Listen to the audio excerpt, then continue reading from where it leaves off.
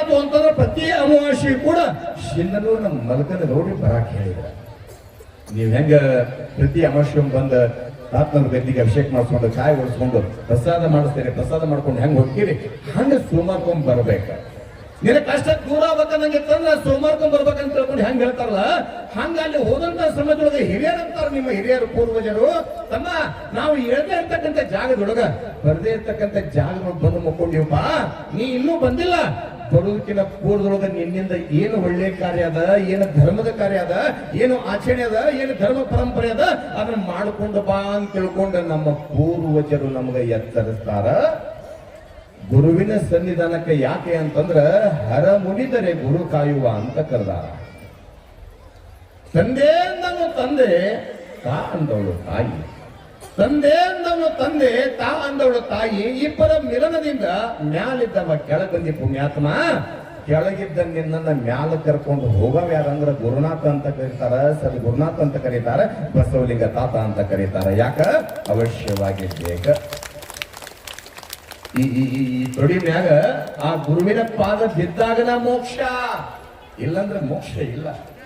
ಗುರುಪಾದ ಯಾವಾಗ ಬರ್ತದೆ ಶರೀರಕ್ಕೆ ಮೋಕ್ಷ ಅಂತ ಕರೀತಾರೆ. ಅದಕ್ಕೆ ಗುರುವಿನ ಕರ್ಕೊಂಡ್ಬಂದ ಪಾದ ಇಡ್ರಿಪ್ಪ ಅಂತಾರಲ್ಲ, ಹಂಗ ಗುರುವಿನನ್ನ ಎಂದೂ ಕೂಡ ಬಿಡಬಾರ್ದಂತ ಗುರುವಿನ ಸನ್ನಿಧಾನಕ್ಕ ಆಗಾಗ ಬರ್ಬೇಕಂತ ಕರೀತಾರಲ್ಲ. ಬಸವಲಿಂಗ ತಾತನವರು ಮಲಕನಗೌಡ್ರಿಗಂದ್ರು ಏನಪ್ಪಾ ಪ್ರತಿ ಸೋಮವಾರ ಕೂಡ ನಿಮ್ ಮಠಕ್ಕೆ ಬರಾಕಬೇಕ. ಶಿಂದನೂರಿನಿಂದ ಮಲಕನಗೌಡರು ಒಪ್ಕೊಂಡ್ರು, ಆಯ್ತಪ್ಪ ಯಾರು ಬೇಡ ಅಂತ ಬರ್ತೀನಿ, ಪ್ರತಿ ಸೋಮವಾರಕ್ಕೊಮ್ಮೆ ಬರ್ತೇನೆ, ನಿಮ್ಮ ದರ್ಶನ ಮಾಡ್ಕೊಂಡು ಹೋಗ್ತೀನಪ್ಪ ಅಂತ ಹೇಳ್ಕೊಂಡು ಹೇಳಿದಾಗ ಊರೊಳಗ ಜನಗಳಿಗೆ ಎಷ್ಟು ಆಶ್ಚರ್ಯ ಅಂತಂದ್ರೆ ತಪ್ಪಸಲಾದಂಗ ಪ್ರತಿ ಸೋಮವಾರ ತಾತನ ದರ್ಶನಕ್ಕೆ ಬರಾಕತ್ರು ಮಲಕನಗೌಡರು.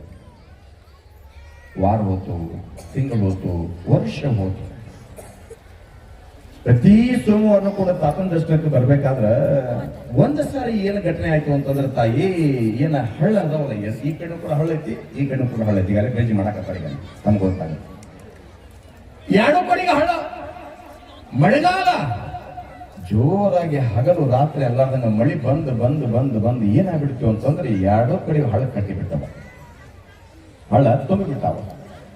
ಈ ಕಡೆಯವ್ರು ಈ ಕಡೆ, ಆ ಕಡೆಯವ್ರು ಆ ಕಡೆ, ಹೋಗೋರಿಗೂ ದಾರಿಲ್ಲ, ಬರೋರಿಗೂ ಕೂಡ ದಾರಿಲ್ಲ. ಹಳ್ಳ ಯಾವಾಗ ಕಟ್ಟಿದಂತ ಸಮಯದೊಳಗ ಊರಾಗಿನ ಹಿರಿಯರೆಲ್ಲರೂ ಕೂಡ ಒಟ್ಟನೂರು ಗ್ರಾಮದ ಭಕ್ತರೆಲ್ಲ ಬಸವಲಿಂಗ ತಾತನವರ ಸನ್ನಿಧಾನ ಕುಂತ್ಕೊಂಡಾಗ ಆತಪ್ಪ ಹಾಗಾದ್ರೆ ಇನ್ನು ಸ್ವಲ್ಪ ಸಮಯದೊಳಗ ಶಿನ್ನನೂರಿನಿಂದ ಮಲಕನಗೌಡರು ಬರ್ತಾರ, ಪ್ರತಿ ಅಮಾವಾಸ್ಯೆನೂ ಕೂಡ ತಪ್ಸಂಗಿಲ್ಲ, ಬಂದ ಬರ್ತಾರ ಅಂತ ತಿಳ್ಕೊಂಡು ಅನ್ನೋದ್ರೊಳಗ ಒಂದಿಷ್ಟು ಮಂದಿ ಏನಂದ್ರ ಅಲ್ಲೂ ಹಳ್ಳ ಕಟ್ಟ್ಯಾರ, ಹಳ್ಳ ತುಂಬಿ ಹರಿಯಾಕತ್ತೈತಿ. ಹಳ್ಳ ಕಟ್ಟೈತಿ ಅಂತಂದ್ರ ಇವತ್ತ ಮಲಕನಗೌಡರು ಬರಂಗಿಲ್ಲ ಅಂತ ಒಂದಿಷ್ಟು ಮಂದಿ ಏನಂತಾರಂದ್ರ ಗುರುವಿನ ಮಾತಿಗೆ ಸತ್ಯವನ್ನ ಆಡ್ತಾರೆ, ಗುರುವಿನ ಮಾತಿಗೆ ಬೆಲೆ ಕೊಡ್ತಾರಂದ್ರ ಬರ್ತಾರ ಅಂತ ತಿಳ್ಕೊಂಡು ಒಂದಿಷ್ಟು ಮಂದಿ ಬರಂಗಿಲ್ಲ, ಹಳ್ಳ ಕಟ್ಟೈತಿ, ಈ ಸೋಮವಾರ ಮಲಕನಗೌಡರು ಅದನ್ನ ದರ್ಶನಕ್ಕೆ ಬರೋದಿಲ್ಲ ಅಂದ್ರು. ಬಸವಲಿಂಗ ತಾತನ ದರ್ಶನಕ್ಕ ಈ ಸೋಮವಾರ ಬರಲಿಲ್ಲ ಅಂತ ತಿಳ್ಕೊಂಡು ಅಂದ್ಕೊಳ್ಳಿ ಹೇಳ್ತೀಯವ ನಿಮಗ, ಮಲಕನಗೌಡರು ಕುದುರೆ ಏರಿ ಎಲ್ಲಿಗೆ ಬಂದ್ರು ಅಂದ್ರೆ ಸೀದಾ ಹಳ್ಳದ ದಂಡಿಗೆ ಬಂದ್ರು. ಹಳ್ಳ ನೋಡಿದ್ರೆ ತುಂಬಿ ಹರಿಯಾಕತ್ತವೆ. ತುಂಬಿ ಹರಿಬೇಕಾದ್ರೆ ಮಲಕನಗೌಡರು ನೋಡಿಯಪ್ಪ ಏನಿದು ದಾಟಿ ಹೋಗ್ಬೇಕನ್ನಕ ಹಳ್ಳ ತುಂಬಿ ಹರಿಯಾಕತ್ತದೆ, ದಾಟಿ ಹೋಗ್ಲಿಲ್ಲ ಅಂತಂದ್ರ ಗುರುವಿನ ಮಾತಿಗೆ ಬೆಲೆ ತಪ್ಪದಂಗಾಗತ್ತೆ, ಏನು ಮಾಡಬೇಕಂತೆ ಮನಸ್ಸನ್ನಕತ್ತಂತೆ ಮಲಕನಗೌಡರಿಗೆ ಅನ್ನೋ ಮುಂದಾಗ ಅವಾಗ ಒಂದು ನಿರ್ಧಾರ ಮಾಡ್ತಾರೆ ಮಲಕನಗೌಡರು.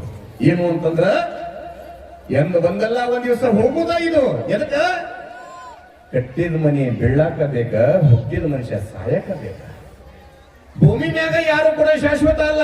ನಾವ್ ಎಂತ ಕೋಟಿ ಖರ್ಚು ಮಾಡಿ ಮನಿ ಕಟ್ಟಿವಂದ್ರು ಕೂಡ ಮೂರ ತಲೆಮಾರವ, ಅದು 6 ತಲೆಮಾರ ಅಲ್ಲ. ಕಟ್ಟಿದವ ಒಂದ್ ತಲಿ, ಅವನ ಮಗ ಒಂದ್ ತಲಿ, ಬಾಳ ಅಂದ್ರ ಮೊಮ್ಮಗ ಒಂದ್ ತಲಿ, ಮರಿ ಮೊಮ್ಮಗ ಬಂದಂದ್ರ ಅಂತಾನೆ ಇದು ಅಲ್ಲೇನ ಮದ್ದನ ಕಾಲದ ಹಳೆ ಮನಿ, ಇದನ್ನ ತೆಗೆದು ಹೊಸ ಮನಿ ಕಟ್ಟಬೇಕಂತ ತಿಳ್ಕೊಂಡು ಚಲೋ ಮನಿ ಇದ್ರು ಕೂಡ ಕೆಡುತ್ತಾರ. ನೀ ಕಟ್ಟಿದ ಮನಿ ಎಲ್ಲಿ ಹೋತು?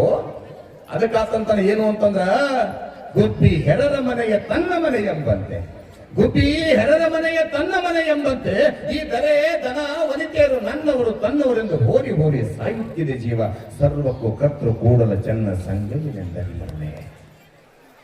ನೀ ಎಂತ ಮನಿ ಕಟ್ಟಿ ಅಂದ್ರೂ ಕೂಡ ನೆನಪಿಲ್ಲ ತಮ್ಮ, ನೀ ಎಂತ ಕೋಟಿ ಕಾರ್ನಾಗ BMW ಫಾರ್ಚುನರ್ ಕಾರ್ನೊಳಗ 2 ಕೋಟಿ ಕಾರ್ನಾಗ ಅಡ್ಡಾಡ್ತಿ ಅಂದ್ರು ಕೂಡ ನಿನ್ ಒಳಗಿರ್ತಕ್ಕಂಥ ಜೀವಾತ್ಮ ಹೋದಾಗ ನಿನಗೊಂದು ಗಾಡಿ ತಯಾರು ಮಾಡ್ತಾರೋ ಪುಣ್ಯಾತ್ಮ, ಅದಕ್ಕೊಂದು ಹೆಸರಿಟ್ಟಾರ ಮೋಟಾರಿನ ಗಾಡಿ ಅಂತ ಹೇಳಿ, ಬಿದಿರಿನ ಗಾಡಿ ಅಂತ ಹೇಳಿ.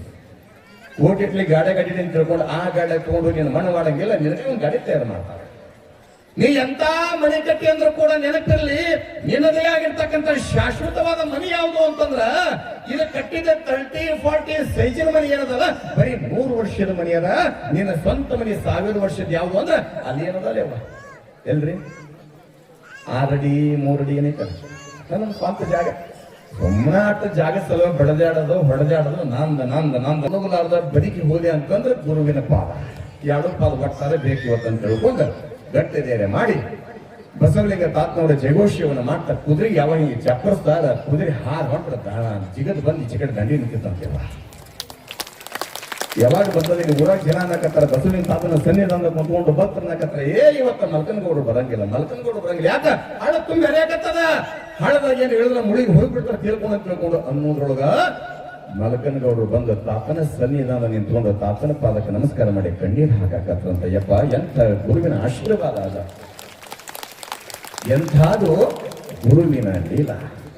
ಯಪ್ಪ ನಿಂದು ಎಂಥ ಲೀಲಾದ, ಮುಳುಗುವಂತ ನನ್ನನ್ನ ಬದುಕಿಸಿ ಕರ್ಕೊಂಡು ಬಂದಿ ಅಂದ್ರ ತುಂಬಿ ಹರಿಯುವಂತ ಹಳ್ಳದೊಳಗ ನಾ ಸಂಕಲ್ಪ ಮಾಡಿದ್ದು ಒಂದೇ, ಹೋದ್ರು ಕೂಡ ನಿನ್ನ ಪಾದಕ್ಕ ಇದ್ರು ಕೂಡ ನಿನ್ನ ಪಾದಕ್ಕ ಅಂತ ತಿಳ್ಕೊಂಡ ಹಳ್ಳದೊಳಗ ಮುಳುಗಿದ್ರೆ ಶಿವನ ಪಾದ, ಬದುಕಿ ಬಂದ್ರೆ ನಿನ್ನ ಪಾದ ಅಂತಂದ್ಯ. ಹಳ್ಳದೊಳಗ ಮುನುಗಿಸಲಾರ್ದಂಗೆಪ್ಪ ನಿನ್ನ ಪಾದಕ್ಕೆ ಕರ್ಕೊಂಡು ಬನ್ನಿ ಅಂದ್ರೆ ಗುರು ಬಹಳ ದೊಡ್ಡವನ್ನ ಕರ್ಕೊಂಡು ಮಲ್ಕನಗೌಡರು ಅವಾಗಿಂದ ತುಂಬ ಭಕ್ತಿವಂತರಾಗುತ್ತಾರ. ಬರ್ಬರ್ತ ಹೆಂಗ ಬಸವಲಿಂಗ ತಾತನವರು ಸೇವೆಯನ್ನು ಮಾಡ್ಲಿಕ್ಕತ್ತಾರೆ, ಬರ್ಬರ್ತ ಭಕ್ತರ ಜನಸಂಖ್ಯೆ ಜಾಸ್ತಿ ಆಗತ್ತೆ. ನೀವು ಹೆಂಗ ಬರಕತ್ತಿರಲ್ಲ, ಗಿರಿ ಬಂದಂಗೆ ಹೆಂಗ್ ಬರ್ತಿಲ್ಲ ಹಂಗ ಆಗಿನ ಸಮಯದೊಳಗೆ ಭಕ್ತರ ಬರುವಿಕೆ ಬಹಳ ಆಗುತ್ತೆ. ಭಕ್ತರ ಬರುವಿಕೆ ಬಹಳ ಆಗುವಂತ ಸಮಯದೊಳಗ ಇತ್ತ ಕಡೆಗೆ ಏನಾಯ್ತು ಅಂತಂದ್ರ ತಂದೆಯಾಗಿರ್ತಕ್ಕಂಥ ಗುರುಪಾದಯ್ಯ ತಾಯಿ ಪರಮ್ಮ ಮಗನ ಚಿಂತಿ, ಏನೋ ಮಗ ಅದಾನ, ಮಗನನ್ನ ಕಾಣಬೇಕಂತ ತಿಳ್ಕೊಂಡು ಆಸೆ ಇತ್ತು. ಗುರುಪಾದಯ್ಯನವರು ಮಗ ಇವತ್ತು ಬರ್ತಾನ, ನಾಳೆ ಬರ್ತಾನ, ಇಂದು ಬರ್ತಾನ, ಈ ಸದ್ಯ ಬರ್ತಾನ. ಮಗನನ್ನ ಕಾಣಬೇಕು, ಯಾಕ ಮನಿ ಹೋಗನಕತ್ತೈತಿ ಅಂತ